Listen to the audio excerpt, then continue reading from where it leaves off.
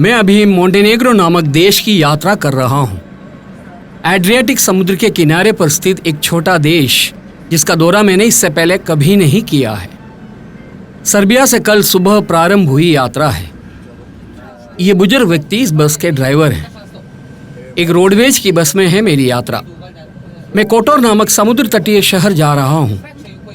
2006 मात्र में ही रूपीकृत हुआ देश है मोंटेनेग्रो। अभी पर्यटन के माध्यम से उन्नति पाने की कोशिश में लगा हुआ देश।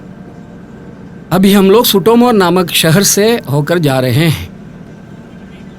देश के दक्षिण भाग पर स्थित बंदरगाह शहर बाहर से उत्तर दिशा में स्थित कोटोर की ओर है मेरी यात्रा।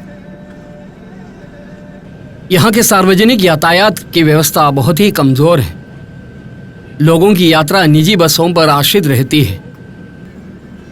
यह सिग्रादे नामक जगह है। बस अड्डे पर कुछ लोग खड़े दिख रहे हैं। बुजुर्ग ने गाड़ी वहां ले जाकर रोकी। कुछ लोग बस में चढ़े। उनमें से कुछ लोग टिकट का शुल्क ड्राइवर को ही दे रहे हैं। यात्रा फिर आरंभ हुई। पर्यटन और रियल एस्टेट के क्षेत्र में उन्नति पाने तक मोंटेनेग्रो की आर्थिक स्थिति कुछ कमजोर थी। पर्यटन और सेवा क्षेत्र में प्रत्यक्ष विदेशी निवेश की नीति अपनाने के बाद ही आर्थिक रूप से देश की तरक्की होने लगी थी। आज इनकी आमदनी का मुख्य जरिया पर्यटन ही है। उद्योग के लिए आवश्यक प्राकृतिक संसाधन की लभ्यता कम होने की वजह से ही यह देश अपनी भू प्रकृति को पर्यटन के उपयोग में ला रहा है। एड्रियाटिक समुद्र, खाड़ी, रिवेरा, टीले आदि पूरी दुनिया के पर्यटकों को इस ओर आकर्षित कर रहे हैं। इस देश में कुल 117 बीच हैं। गर्मी के मौसम में वहां हमेशा भीड़ लगी रहती है। रूस, तुर्की आदि देशों से अनेकों पर्यटक यहां आते हैं। हमारे देश के एक छोटे राज्य के कुल क्षेत्रफल की 1/3 क्षेत्रफल वाला एक छोटा देश है मोंटेनेग्रो। जनसंख्या भी 6.5 लाख से कम है। इसी कारण से ही अन्य देशों से लोगों के यहाँ आकर बसने के लिए यहाँ की सरकार प्रोत्साहन देती है। इस प्रकार रूस, सर्बिया, तुर्की आदि देशों के अनेकों रईसों ने यहाँ धन निवेश किए हैं और इस देश की नागरिकता भी पाली है। अभी यात्रा पहाड़ी मार्ग से होकर है। इस देश का पूरा प्रदेश इस प्रकार पहाड़ी श्रृंखलाओं और वादियों से भरा हुआ है। एड्रियाटिक समुद्र के किनारे पर हैं तो भी यहाँ का प्रत्येक शहर समुद्र तल से 500 से 1000 मीटर की ऊंचाई पर स्थित है। बस जा रही इस मार्ग की बाईं तरफ एड्रियाटिक समुद्र है। सामने पहाड़ की ढलानों पर होटल्स एंड रेस्टोरेंट्स हैं। अनेकों नई इमारतें, वो सारी पर्यटन से संबंधित ही यहाँ बनाई गई हैं। पहाड़ी ढलानों पर के जंगल में नई इमारतों के बने हुए देखे जा सकते हैं। यह मिश्ची नामक प्रदेश है। रास्ते पर बड़ी सुरंगें स्थित हैं। पहाड़ी प्रदेशों में इस प्रकार की सुरंगों को बनाकर ही अधिक चढ़ाई उतराई के बिना रास्ते बनाए जा सकते हैं। लाइमस्टोन की पहाड़ी होने की वजह से इस प्रकार के सुरंगों के निर्माण अपेक्षाकृत आसान था। कई जगहों पर बड़े वायडक्ट भी बने हुए हैं। अनेकों देशों से होकर जाने वाली एड्रियाटिक हाईवे का भाग है यह मार्ग। काफी दूर तक की यात्रा सुनसान प्रदेशों से होकर ही है। इस प्रकार बहुत अधिक दूर तक यात्रा करने के बाद एक छोटे गांव या शहर पहुंचे जाते हैं। ये जैतून और अंगूर की खेती की जाने वाली पहाड़ की ढलान है। जैतून के तेल और वाइन मोंटेनेग्रो से निर्यात किए जाने वाले मुख्य उत्पाद हैं। जैतून की खेती के लिए मोंटेनेग्रो की मिट्टी और जलवायु बहुत ही अनुरूप है। लाइमस्टोन पहाड़ की ढलानों पर जैतून की अच्छी पैदावार होती है। इतिहास कहता है कि रोमा साम्राज्य काल के दौरान से ही यहाँ जैतून और अंगूर की खेती व्यापक स्तर पर होती थी। अनेकों छोटे गांवों को पीछे छोड़ते हुए है हमारी आगे की यात्रा। पहाड़ी ढलानों पर टाइल्स के छप्पर वाले छोटे मकानों वाला गांव। वन के बीच में ही है वह गांव। वो दूर नीचे चाणी बीच दिख रहा है। वह एक बहुत ही सुंदर बीच है। उस तरह के प्रत्येक बीच से अनुबंधित रिसोर्ट्स और होटल्स होते हैं। बुजुर्ग ड्राइवर बीच बीच में मुझसे कुछ न कुछ बात करते हुए गाड़ी चला रहे हैं। उनकी बातें मोंटेनेग्रियन भाषा में होने के कारण मुझे कुछ भी समझ में नहीं आ रहा है। अभी बुल्लियार्चा नामक प्रदेश से होकर जा रहे हैं। बुल्लियार्चा टीले के ऊपर स्थित एक गांव है, तो भी वहां नीचे एक सुंदर बीच भी है। 2.25 किलोमीटर लंबे उस बीच का नाम बुल्लियार्चा बीच है। समुद्र के तट पर के टीलों पर इधर उधर अनेकों गांव बसे हुए हैं।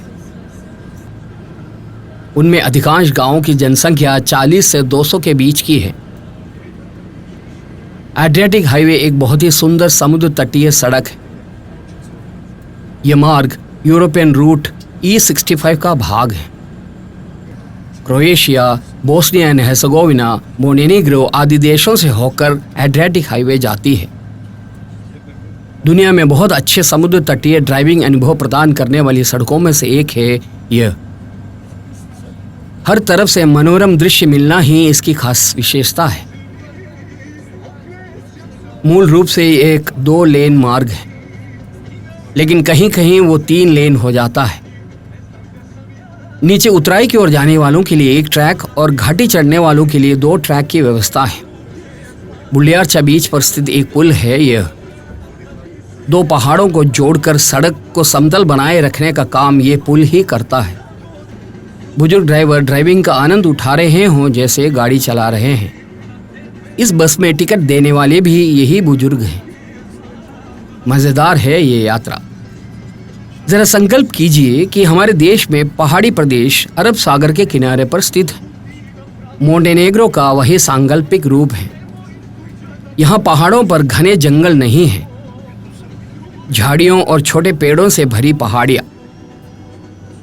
एड्रियाटिक समुद्र का प्रभाव इस देश की जलवायु पर प्रकट रूप से दिखाई देता है। ये बुल्लियार्चा शहर है, कोई खास भीड़ भरा शहर नहीं है। पर्यटकों के लिए कुछ होम स्टेज एंड होटल्स हैं यहाँ। पहाड़ी ढलानों पर जैतून के बागान हैं। दुनिया के बहुत ही सुंदर समुद्र तटीय सड़कों में से एक हैं, तो भी अधिक दुर्घटनाओं के साक्षी बनी रहने वाली एक सड़क भी है यह।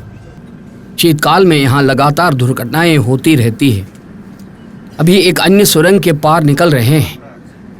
कल इस तरह की सैकड़ों सुरंगों को पार करके ही मैं सर्बिया से मोंटेनेग्रो पहुंचा था। भीड़ रहित सड़क। अभी वो दूर नीचे एक शहर दिख रहा है, वो पेट्रोवाच शहर है। इस क्षेत्र का एक प्रमुख पर्यटन स्थल है पेट्रोवाच। बड़ी ऐतिहासिक घटनाओं से भरा एक शहर। यहाँ पेट्रोवाच के बस अड्डे पर इस बस का स्टॉप है। बुजुर्ग ड्राइवर ने बस अड्डे के अंदर ले जाकर गाड़ी रोकी। काफी लोग यहाँ से बस में चढ़े।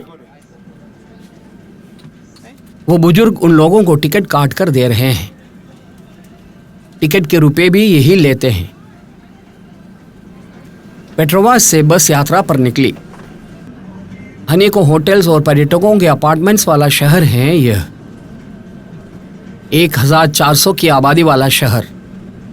उनमें से 42% मोंटेनेग्रियन से, बाकी लोग सर्ब और क्रोएट हैं। मार्ग की दोनों ओर जैतून के पौधे नजर आ रहे हैं। ये बड़े पैमाने पर जैतून की खेती की जाने वाला क्षेत्र है। रास्ते की बाईं तरफ जैतून के बड़े पेड़ नजर आ रहे हैं। ऐतिहासिक दस्तावेजों के अनुसार ग्रीस से 5000 वर्ष पहले जैतून यहाँ लाए गए थे। उसके बाद यह प्रदेश जैतून तेल के उत्पादन के नाम पर बहुत प्रसिद्ध हुआ। इस प्रदेश में अनेकों मठ भी हैं। मठ वालों की भी आमदनी का मुख्य जरिया जैतून की खेती ही है। दुनिया में ही अधिक उम्र वाले जैतून के पेड़ वाले प्रदेशों में से एक है मोंटेनेग्रो। उनमें से अधिकांश पेड़ मठ से अनुबंधित बागानों में हैं। वो लोग उनके फल से तेल निकालते हैं, फिर वो बड़े पैमाने पर बेचे जाते हैं। मठों में उत्पादित जैतून के तेल की मांग अधिक है। उसका कारण भक्ति नहीं है। लोगों का विश्वास है कि मठ में उत्पादित तेल होने की वजह से उनमें बिल्कुल भी मिलावट नहीं होगी। अभी काटून रेजेविची नामक जगह पहुंचे हैं। काटून रेजेविची फार्म पर्यटन का एक केंद्र है। दाईं तरफ ये जैतून के पौधे ही दिख रहे हैं। इस प्रकार से सारे पहाड़ी ढलानों पर जैतून के बागान हैं। यूरोपियन यूनियन के देशों में जैतून तेल निर्यात करने वाला देश है मोंटेनेग्रो। यहां से निर्यात किए जाने वाला मुख्य खेतीहर उत्पाद वही है। जैतून के बागानों के बीच बने फार्म हाउस में ठहरने के लिए अनेकों पर्यटक यहां आते हैं। अभी टर्की के अनेकों लोग मोंटेनेग्रो के ऐसे प्रदेशों में धन निवेश कर रहे हैं। इससे पहले रूसी जनता ही ऐसा करती थी। मोंटेनेग्रो के स्वतंत्र हुए काल के दौरान यहां रूसियों के धन निवेश करने का एक प्रमुख केंद्र हुआ करता था। छोटे गांव, छोटे शहर, उसके बाद काफी दूर तक पहाड़ी ढलानों पर स्थित खेतीहर जमीन के बीच से होती है यात्रा। यहाँ की यात्रा का एक आम स्वभाव यही है। अभी दूर समुद्र के किनारे पर वो बुढ़वा शहर नजर आ रहा है। मुझे वहां पहुंचना है। इस प्रदेश में कुछ द्वीप एड्रियाटिक समुद्र में दिखाई दे रहे हैं। स्वेटिस्टफान नामक एक छोटा विरासतीय द्वीप भी उसमें शामिल है। स्वेटिस्टफान में एक पूरा शहर बसा हुआ था, एक प्राचीन शहर। अभी वो सब पर्यटन केंद्र हैं। मोंटेनेग्रो में अनेकों द्वीप हैं। वो सब समुद्र में उभरे हुए दिख रहे चूने की चट्टानें हैं। ये स्वेटिस्टफान से अनुबंधित प्रदेश हैं। इस टीले के नीचे समुद्र में स्वेटिस्टफान द्वीप स्थित हैं। स्वेटिस्टफान और ये दिखने वाले शहरी प्रदेश बुढ़वा नगरपालिका के भाग हैं। बड़े होटल और रिसोर्ट्स वाले प्रदेश। मैं अभी स्वेटिस्टफान में नहीं उतर रहा हूं। कल यहां आने का सोचा है मैंने। आज सबसे पहले उत्तरी छोर पर स्थित कोटोर जाना है। बाईं तरफ वो स्वेटिस्टफान द्वीप दिख रहा है। बहुत ही सुंदर द्वीप हैं वह। मध्यकालीन युग में एक पूरा शहर उस द्वीप में बसा हुआ था। उन सबके विस्तृत नजारों की ओर कल जाना है। स्वेटिस्टफान प्रदेश को पीछे छोड़कर हमारी आगे की यात्रा जारी है। धुलिये वो मोनास्ट्री नामक प्रसिद्ध ऑर्थोडॉक्स सन्यासी मठ इस प्रदेश में स्थित हैं। 14वीं शताब्दी से ही मोंटेनेग्रो के आध्यात्मिक क्षेत्र में बहुत रसूख रखने वाला मठ है वह। 1993 में सर्बियन ऑर्थोडॉक्स सभा से अलग हुए एक विभाग ने मोंटेनेग्रियन ऑर्थोडॉक्स सभा का गठन किए थे, तो भी पूर्व रूढ़िवादी संप्रदाय ने उसे माना नहीं। ये कामनोव प्रदेश है। बाईं तरफ नीचे कामनोव बीच भी है। कामनोव के पीछे छूटने के साथ ही वीरान प्रदेश से होकर है काफी दूर तक की यात्रा।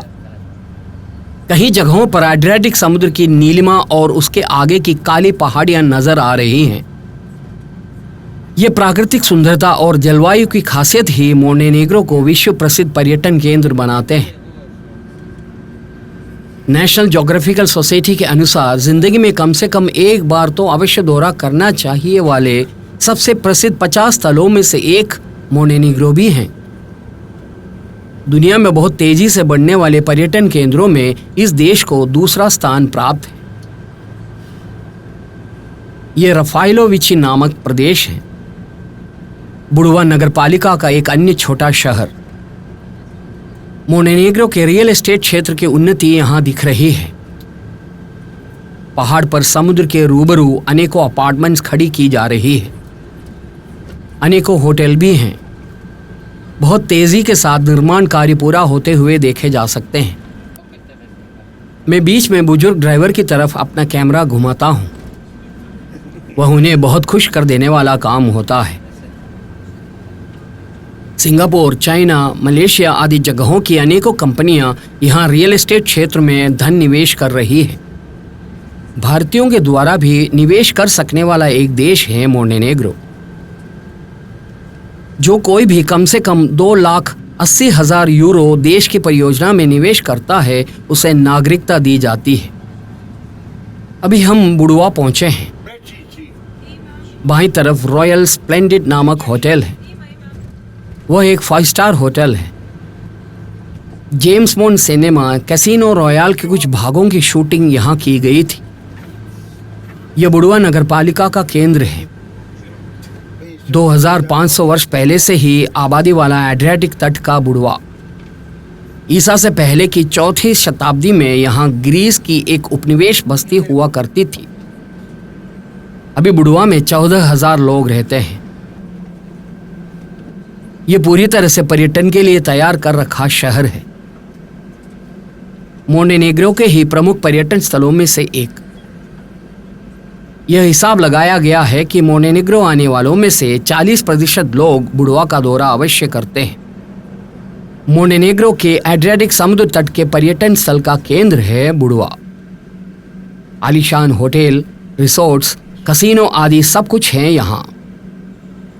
अमेरिका के मियामी की तरह अनेकों प्रसिद्ध व्यक्तियों के द्वारा अपार्टमेंट्स खरीदे हुए एक शहर है बुडुआ। केवल मोंटेनेग्रो के प्रसिद्ध व्यक्ति ही नहीं, बल्कि सर्बिया, कोसोवो, रूस आदि सब जगहों के प्रसिद्ध व्यक्तियों के अपने निजी अपार्टमेंट्स हैं यहाँ। सर्बिया के प्रसिद्ध टेनिस खिलाड़ी नोवाक जोकोविच भी उनमें शामिल हैं। 2014 में जोकोविच ने बुडुआ में ही शादी की थी। ग्रीष्म काल में भी यहाँ कम गर्मी रहती है, इसलिए बुडुआ की जिंदगी सुखद है। बुडुआ रिवेरा विश्व प्रसिद्ध आरामगाह है। वहां की सबसे बड़ी खासियत 12.5 किलोमीटर लंबे समुद्र तट। वहां 18 बीच हैं। बुडुआ का पुराना शहर भी पर्यटकों को आकर्षित करता है। एक किले के अंदर स्थित शहर है वह। ग्रीक उपनिवेश बस्ती काल के दौरान और बाद में भी वेनिस निवासियों के यहाँ एकाधिकार स्थापित करने के दौरान भी बुडुआ का प्रमुख आवासीय स्थल यह पुराना शहर ही था। बस बुडुआ बस अड्डे पहुंची है। यह बस यहाँ तक ही चलती है। कोटोर की यात्रा के लिए बस बदलनी होगी। बस से निकलकर बाहर पहुंचा तो मुझे लगा कि वहां खड़े लोग कुछ असमंजस में पड़े हुए हैं। एक सूचना केंद्र है वहां कोटोर जाने की बस के समय की जानकारी मांगी, लेकिन वहां के लोगों ने जानकारी देने में कोई रुचि नहीं दिखाई। टैक्सी बुक कराने के लिए जाते हैं तो वो लोग बड़ी रुचि दिखाते हैं। इमारत के अंदर के एक सूचना केंद्र से जानकारी मांगी तो पता चला कि तुरंत एक बस रवाना होगी। उस बस के इंतजार में खड़ा हूं मैं। अभी समय 11 बजा है। कोटोर से मैंने 12 बजे का एक बोट ट्रिप बुक कर रखा है। एक बड़ा बोट क्रूज है वह। मैं बस के इंतजार में खड़ा हूं। पहाड़ की ढलान पर स्थित एक शहर है बुडुआ। पहाड़ के बगल को काट कर तैयार किए गए एक सड़क से होकर एक बस जाती हुई नजर आ रही है। विभिन्न पहाड़ों पर अलग अलग ऊंचाई से होकर वह सड़क आगे की ओर जाती जा रही है। उस तरीके से ही समुद्र तट पर के टीले पर एड्रियाटिक हाईवे का निर्माण हुआ है। इंतजार की घड़ी लंबी होती गई। लगता है कि कोटोर में बुक कर रखी बोट यात्रा अब नहीं हो पाएगी। 12 बजे बोट रवाना हो जाएगी। मैंने आज इतनी दूर की यात्रा उसी बोट में सवारी करने के लिए की है। मैं बहुत हताश हुआ। अब क्या करूं? बीच बीच में एक बस आती है। उसके ड्राइवर के पास दौड़कर जाकर लोग अपनी टिकट दिखाते हैं। वह कहता है कि बस वह नहीं है। ये सब लोग कोटोर आदि की ओर जाने वाले हैं। सब लोग बेसब्र होकर खड़े हैं। यह साफ हो गया है कि यहाँ की सार्वजनिक परिवहन प्रणाली ठीक नहीं है। टैक्सी करके की जाने वाली यात्रा बहुत महंगी है। उसके अलावा बस का ही सहारा है। वह समय पर चलती भी नहीं है। कई बसें कतारबद्ध पड़ी हुई हैं, लेकिन उनमें से एक की भी अभी रवाना होने की कोई उम्मीद नहीं है। ऐसे खड़े रहते एक बस आई। बोर्ड पर लिखा हुआ है कि वह कोटोर से होकर ही जाती है। मैंने उसमें प्रवेश किया। वह मोंटेनेग्रो की उत्तर दिशा की सीमा वाले शहर तक जाती है। बस रवाना हुई। मुझे पीछे की सीट मिली है। बुडुआ शहर के मुख्य प्रदेशों से होकर बस जा रही है। शहर का हृदय भाग और मुख्य एक्टिविटी जोन आदि सब समुद्र तट पर स्थित हैं। पहाड़ी ढलान पर नए काल के होटल और अपार्टमेंट्स भरे हुए हैं। यह रियल एस्टेट बिजनेस का एक केंद्र है। पहाड़ चढ़ उतर कर एक लंबी यात्रा है। अब 1.5 घंटे की लंबी यात्रा। कोट और लक्ष्य करके बस जा रही है तो बुढ़वे के नज़ारों की ओर कैमरा घुमाकर मैं बैठा रहा।